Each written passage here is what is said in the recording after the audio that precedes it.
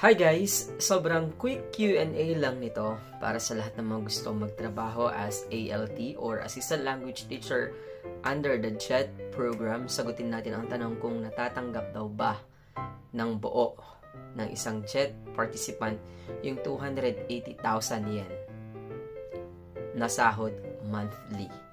Okay? So, di ba kasi pag bago kang teacher under the JET program, 280,000 yen pa lang yung sahod mo. Madadagdagan siya sa second year, third year, fourth year, etc. Pero ang tanong, natatanggap ba ito ng buo na 280,000 yen? Ang sagot po ay hindi. Okay? The answer is no. Ang natatanggap lang po ng isang JET participant sa kanyang unang taon ay 240,000 yen, more or less. Okay? Saan po napupunta yung iba? Napupunta po yung iba sa mga social insurance expenses. Sa pension,